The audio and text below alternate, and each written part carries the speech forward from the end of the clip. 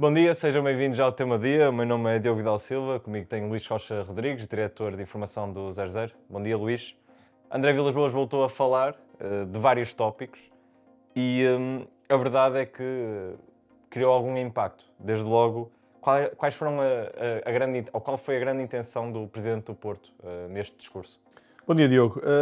Desde logo, parece-me que é um posicionamento de não ficar para trás, porque tem sido fértil, quer antes, quer depois da final da Taça de Portugal, ou seja, neste final da época, os presidentes estarem aqui a assumir papel de maior destaque do que o que tiveram durante a temporada, como é natural também, e por isso parece-me que foi uma circunstância que foi muito bem aproveitada por André Vilas-Boas para poder mostrar o seu posicionamento, para poder manter alguns pontos nos is. Parece-me que uma clara intenção do Presidente do Futebol Clube do Porto foi mesmo dizer que não há união no futebol português nesta altura. É numa altura em que os presidentes se perfilam já há largos meses, todos juntos. André Vilas-Boas já não é a primeira vez que o diz e, neste caso, vem também trazer este enfoque.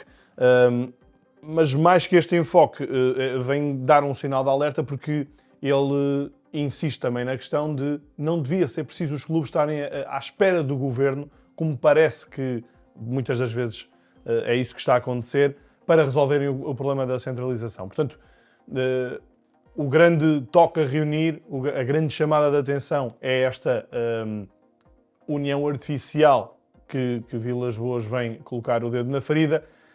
E ainda mais do que isso, e acho que a grande frase que fica nestas declarações é a urgência, a necessidade que Vilas-Boas aponta a Pedro Proença de mandar um murro na mesa, porque Pedro Proença foi quem ajudou muito, ou fomentou muito este despolutar da centralização dos direitos televisivos, mas a verdade é que quer na reta final da Liga, quer agora ao assumir na Federação, ainda não voltou a, permitam uma expressão, pegar outra vez o touro pelos cornos, assumir o volante deste complicadíssimo meio de transporte que para os clubes é absolutamente vital. Portanto, acho que essa é a grande nota que Vilas-Boas deixa destas declarações. E em que é que Vilas-Boas esteve bem? Eu acho que onde ele esteve melhor é realmente a expor. O que tem acontecido tem havido algumas declarações de alguns presidentes, tem havido muitos eventos com os presidentes presentes. Houve esta semana a cimeira de presidentes da Liga e o que passa sempre para fora, obviamente, são pontos cirúrgicos, enfim, que também tentam indicar este tal caminho convergente entre os presidentes rumo a um objetivo único. E eu acho que onde ele esteve melhor foi mesmo colocar a nu para a opinião pública, para quem está de fora, de que, ok, isto não... Ele chamou-lhe paz podre, não é? Ele chamou-lhe paz podre várias vezes e ele explica que as coisas não são exatamente como as fotografias aparentam. Portanto, nesta semana, lá está na tal cimeira de presidentes, há uma fotografia final onde André Vilas-Boas aparece ao lado de Frederico Varandas, ao lado do presidente da Liga, Reinaldo Teixeira, e depois do outro lado estão os outros presidentes. Está Rui Costa, está António Salvador, está António Miguel Cardoso. Portanto, esta fotografia de família é a típica fotografia de família em que não pensem que está tudo bem, e é isso que Vilas-Boas vem transpor cá para fora. E, uma vez mais, ele, além da questão Pedro Proença, a necessidade de dar um murro, ele também dá outro indicador claro. É que, ao contrário do que se poderia pensar há uns meses, Reinaldo Teixeira e Pedro Proença não estão a ser unha e carne neste aspecto. Também cada um está numa realidade diferente, numa instituição diferente e, portanto, estão ainda a perceber como é que se hão de posicionar, mas não está a haver aqui uma comunhão absoluta entre as duas maiores figuras institucionais do futebol português. Portanto, o melhor de André Vilas-Boas nestas declarações é, de facto, este apontar de dedo institucional e este toque a reunir, esta necessidade urgente, que ele já não é a primeira nem a segunda vez que fala, de haver uma união muito mais factual e muito menos artificial. E em que é que esteve mal Vilas-Boas nestas declarações? Eu diria que esteve mal em dois aspectos. Nesta questão de bastidores, eu acho que ele estar mal, enfim, é relativo. É um lado um bocadinho mais populista,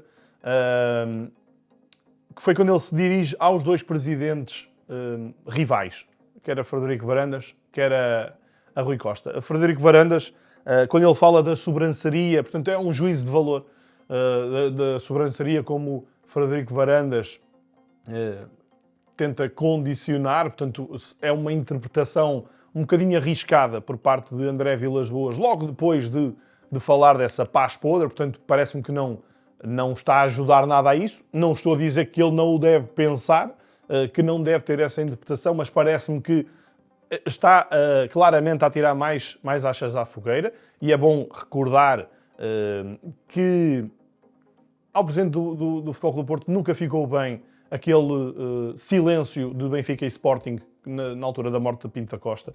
Acho que isso nunca caiu bem no Futebol Clube do Porto, e André Vilas-Boas, a partir daí, passou a ter menos filtros em relação aos seus homónimos.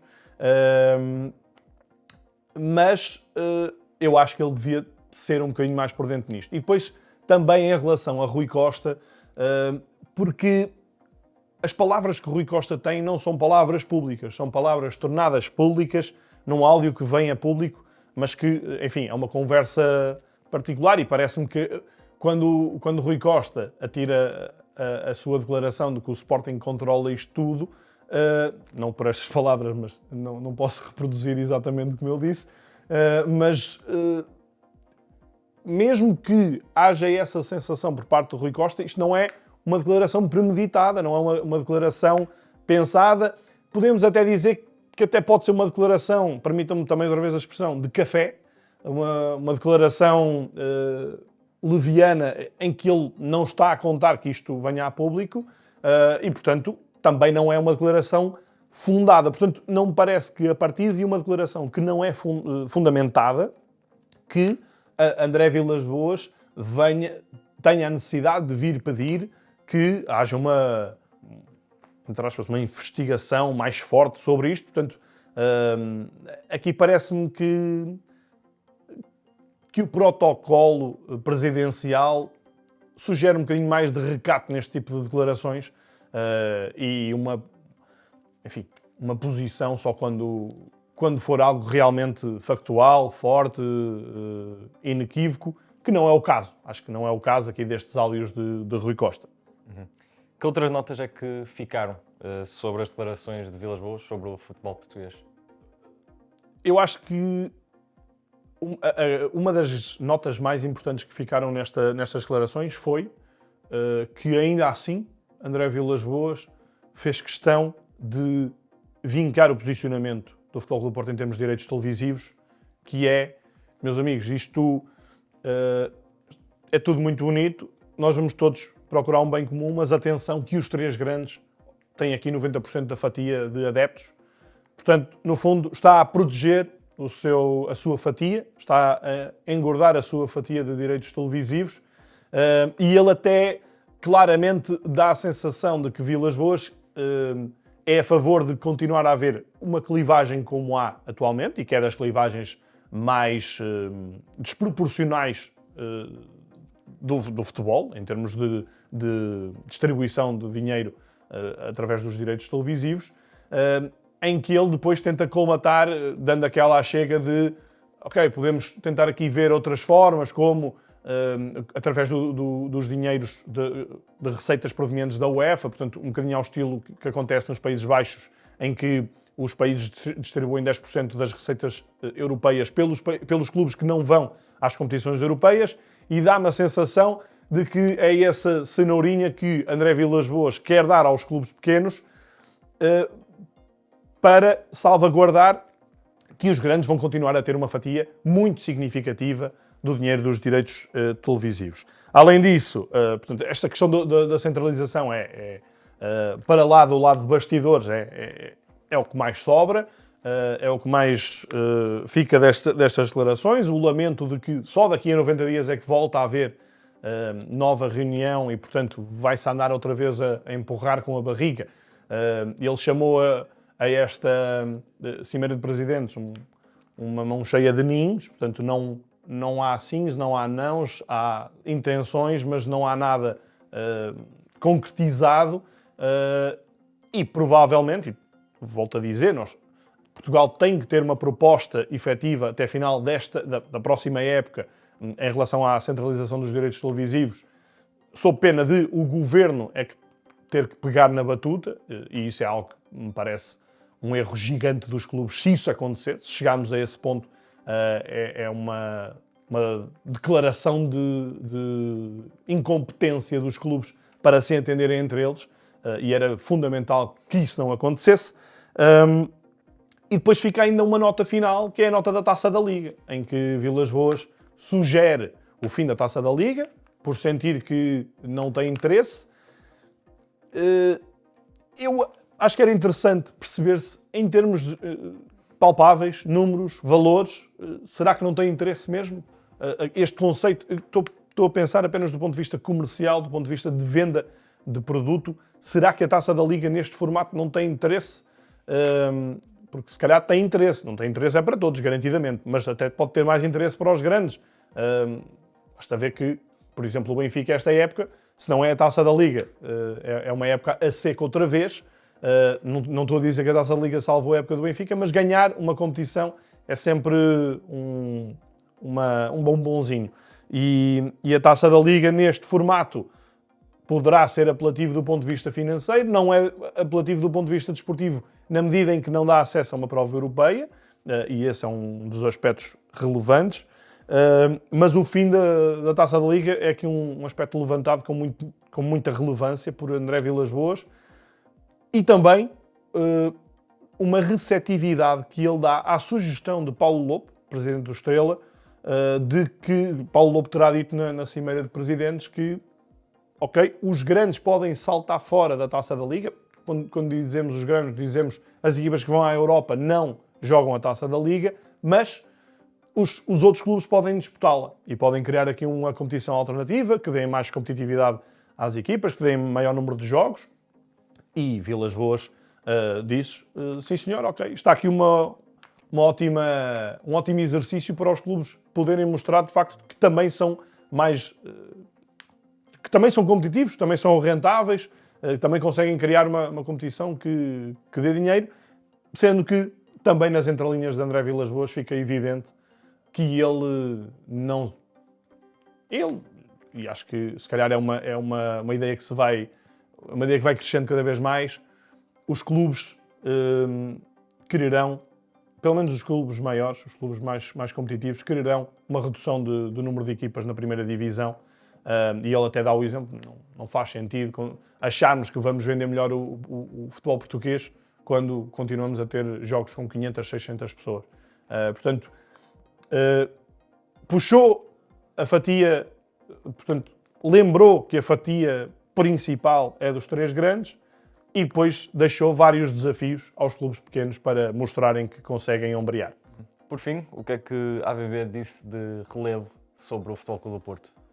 Desde logo abriu o jogo em relação a Gabri Veiga, que é a grande novela atualmente dos clubes portugueses. Seria uma grande compra, é de facto um jogador com muito talento, com muito para mostrar, que deu um passo exótico para a Arábia. Ele explicou que o Gabri Veiga estaria na disposição de baixar em 90% o seu salário, o que não é nada de muito relevante, pensando que ele está na Arábia Saudita. De facto, os jogadores têm que dar esse passo para poderem voltar a um contexto competitivo superior.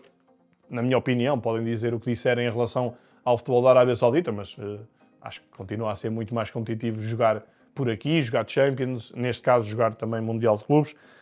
Portanto, abriu o jogo em relação a Gabri Veiga, assumiu as negociações, assumiu a intenção do jogador e assumiu também a receptividade do clube para o poder libertar, Portanto, uma boa notícia. Neste sentido, deu também indicações de que está à procura de dar mais soluções a Anselmi. Portanto, aqui um vínculo que se mantém em relação ao treinador e uma intenção clara de ir com Anselmi e de lhe dar as melhores ferramentas possíveis para ele poder começar a época do zero. E ele falou, de facto, que obviamente a nenhum portista agrada o terceiro lugar, não há dúvida nenhuma disso, e que o melhor disto tudo é, de facto, a época vai começar e começa com os mesmos pontos e, portanto, é uma energia renovada, ele acaba com o mítico alto trabalho, mas essa sensação de estar em conexão com o treinador, como tinha que ser. E, por fim, Rodrigo Mora, e eu aqui acho que André Vilas-Boas não esteve propriamente bem. Eu percebi qual é que é o intuito, portanto, ele basicamente enalteceu a chamada de Rodrigo Mora à seleção e dá a chega de mas atenção que é preciso, nestes casos, dar continuidade, ou seja, o que é que ele quer dizer? Eu acho que ele quer dizer para não acontecer o que aconteceu com o Kenda, que tem sido chamado, não joga e agora não foi chamado, mas eu acho que agora não foi chamado porque também há o Europeu de Sub-21 e Kenda podia jogá-lo, o Rodrigo Mora não podia, por isso também esta opção, embora Kenda também não estivesse num bom momento. Mas acho que aqui André Vilas-Boas, até porque já foi treinador, nunca foi selecionador, não tinha que fazer esta apreciação. Não me parece que seja do domínio dele, não é o treinador dele, é o selecionador, não é a realidade dele, portanto não acho que ele tenha que fazer essa pressão de que vão chamando Rodrigo Mora. Eu acho que, aliás, Rodrigo Mora nem precisa disso, porque é um talento tão grande, com tanta qualidade que em condições normais já não sai da seleção. E se sair, muitas das vezes, há treinadores que optam por isso, até para testar. E isso já várias vezes os selecionadores falaram de jogadores que são chamados à equipa A, estão na equipa A, mas depois, a certa altura, são despromovidos, vão aos sub-21, também para perceber como é que eles se comportam quando deixam de estar numa curva ascendente e têm aqui um declive, uma zona mais descendente, como é que eles se comportam perante isso. Portanto, aqui acho que André Vilas-Boas era escusado ter dito o que disse. De resto, globalmente, acho que são muito saudáveis e de salutar as declarações de Vilas-Boas nesta altura, sobretudo de, como eu disse, expor a nu muitas das coisas que apenas podíamos ler nas entrelinhas e às vezes nem aí. Obrigado, Luís. As declarações de André Vilas-Boas foi o grande destaque no tema do dia, mas não perca ainda esta sexta-feira. Há live na Twitch e no YouTube do Mercado Flash e há também ainda um novo episódio no Ponto Final com Tonel e a apresentação de Humberto Ferreira.